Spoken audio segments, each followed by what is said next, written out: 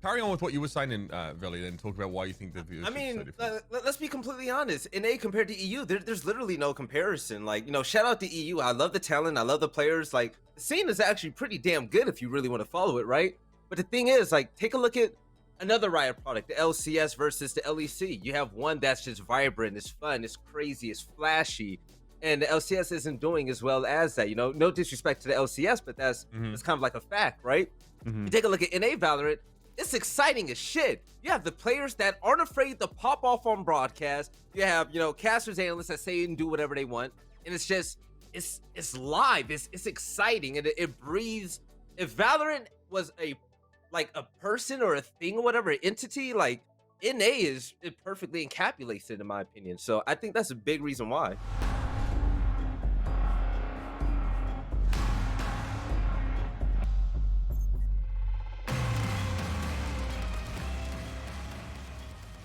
I want to talk a little bit about the tournaments specifically. Now, I want to talk about sort of how they differ between regions right now, because obviously there's a let's just be honest, guys. There's a huge difference between North American and European Valorant tournaments right now. Even in Masters, even with all the changes that have been happening. First and foremost, where the fuck is the co-streaming for the European Masters event? Yo, I don't know, man. It's definitely I mean, we got these ones, I guess, with Ninja, Shroud, Myth, and Pokimane. No, but okay, so they're great, right? But I don't think I saw Pokimane or Ninja do any streams yet, so I don't know if they're gonna do this weekend. But Shroud and Myth has been fucking amazing for sure. But yeah, sure for the Poki other was, regions, right? Oh, Pokey has something scheduled though, so it's like she's still gonna do it, but it wasn't gonna be for the first weekend. This upcoming weekend, that's when all of them are really gonna go all out. But they had prior obligations. I guess your question, Mitch, is where the fuck is EU co-streaming and whatnot, Chat, right? Man, don't forget Plat Chat. Yeah, Plat Chat was in there too, for sure. I mean, listen, they got the amount of times that Plat Chat got free publicity from people quoting the Baby Bay interview to them. Insane. They're fine. They're fucking fine. Don't worry about that. So obviously North America's been getting co-streaming. I mean, we saw that Shroud had a very successful co-stream. We were talking about this before the show. 185k viewers at this time of this screenshot being taken. So, excuse me, that's a little bit insane. I mean, combining these numbers here as well, and yeah, I mean, first of all, this is just way in excess of the viewership on the Valorant channel. I mean, this is great. I think, like, for casters, this actually creates an interesting sort of conundrum. But I think, outside of the interests or the self-interests of casters, this is a great thing. I think it's a beautiful thing, but at the same time, I think for me, my bigger question is, if you looked at that screenshot of just Valorant for the North American event versus the Valorant channel official one for the European event, the numbers are still a lot higher for North America too versus other regions. And I'm trying to figure out why. Why is that? Is it like, do we not have enough personalities that are streaming or that are being vocal in the European scene? Or what could be the cause? And I'm still trying to figure that out. Well, most of their personalities are on the broadcast. On the desk. Yes, they have two of the biggest stars on the desk. So it's like, they can't outside of AverageJonas, I guess, has to drive a lot of this viewership as well. I mean, he, by the way, I know AverageJonas going back quite a few years because he was like the team manager for Norway's Overwatch World Cup team. Yes. And we were hanging out in a bar in Burbank, and when I met him, he was just quoting, he was like imitating an Australian accent to me. And I was like, what the hell is this guy? He's like really good looking, an incredible singer, very talented kind of actor type guy, but just randomly managing a Norwegian World Cup team. And now he's just like living in the PogChamp penthouse in Utrecht, Netherlands, dominating the stream game, and all together having a good time. So, and I thought to myself, okay, I'm really glad for Jonas, but why the fuck some people get everything? They're good looking, they're talented, now they're rich, they live in a penthouse, they have a sick stream, they're great at Valorant. Life ain't fair. I don't understand. Well, yeah, I mean, what is there anything this guy is not good at? It is ridiculous. But look, as an aside, Europe, like, I don't really understand what the model is supposed to be like in Europe. Maybe there's a case to be made that many European viewers gravitate towards North America, these larger than life North American personalities.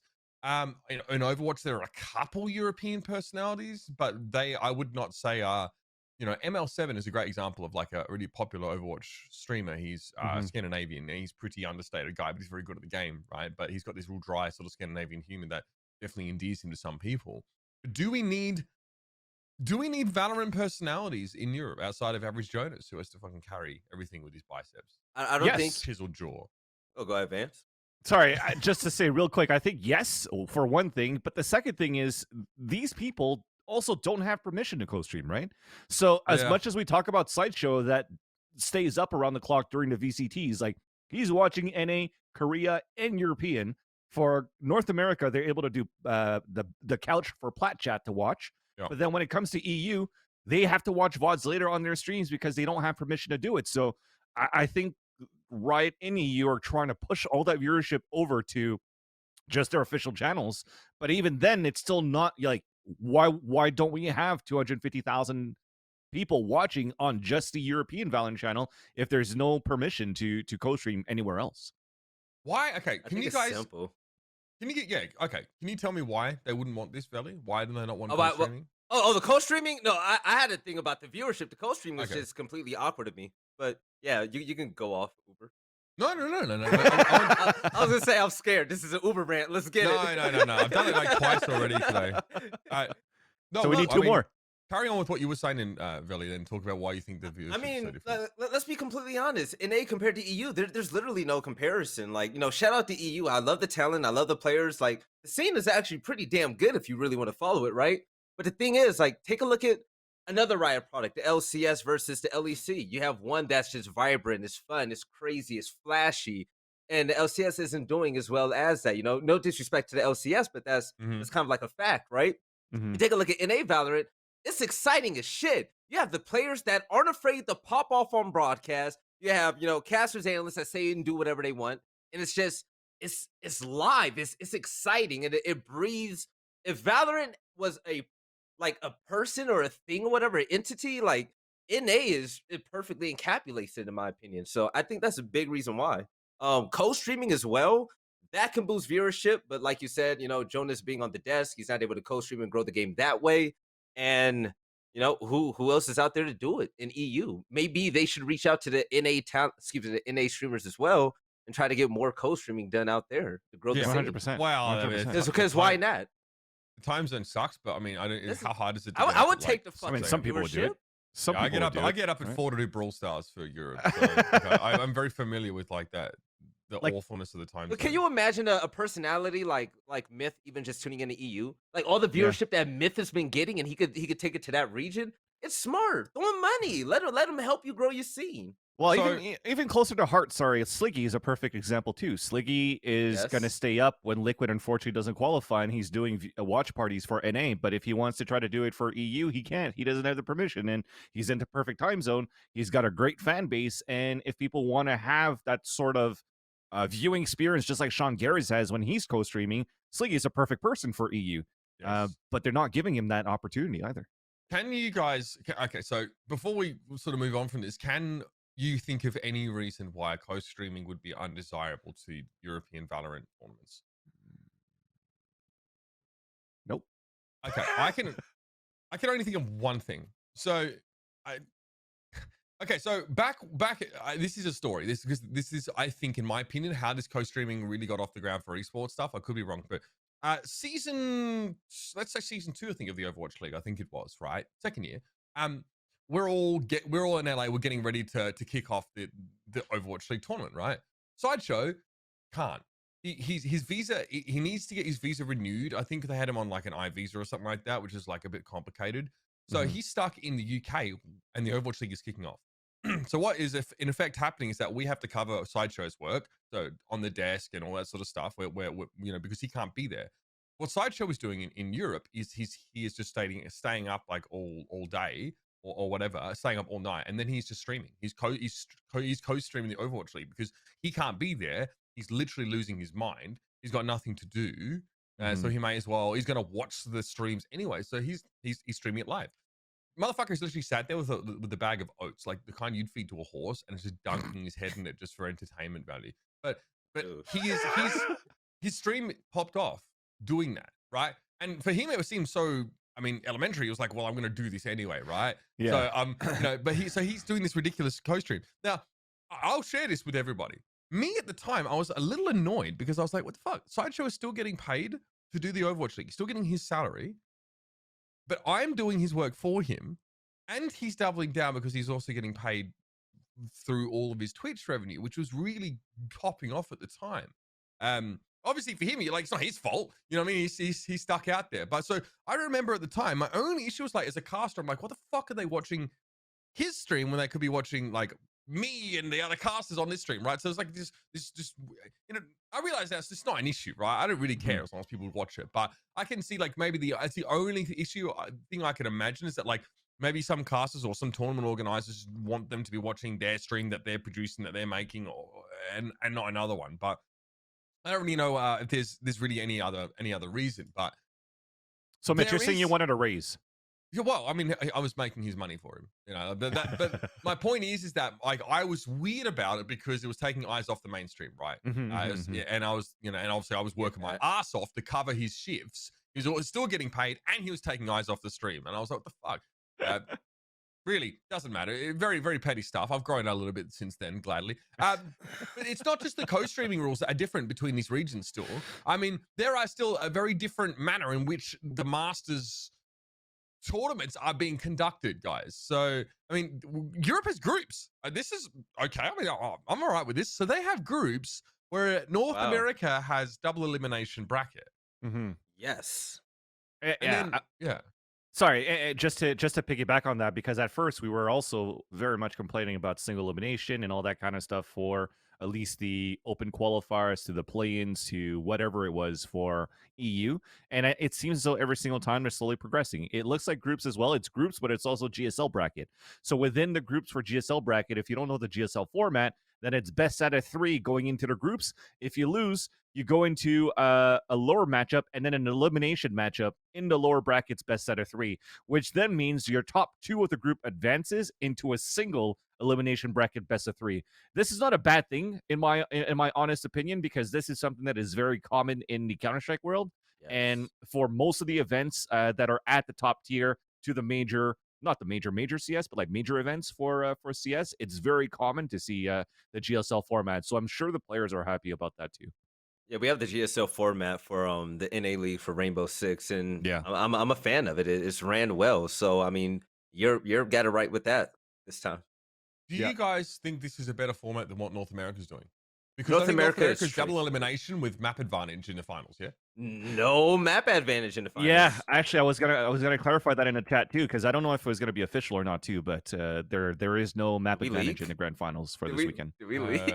I mean, it's not really a leak, is it? I mean, like, I would say that at this point, all the information for how the tournament works has to be public. Yeah, it'll come out in like the next few days, if anything. So I think it's good enough. Okay, and this is fine. This is like okay.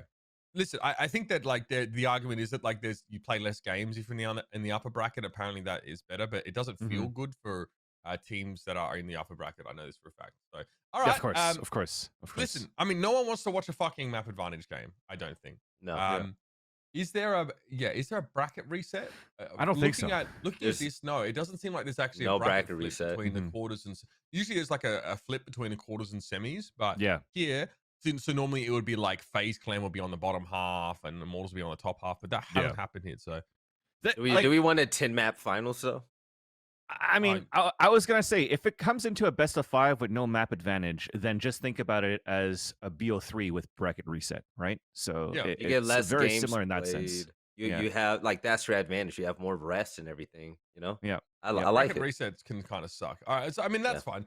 I mean Japan is a best of 3 double elimination bracket. Brazil are running a single elimination bracket. Savages, man. Absolutely psycho.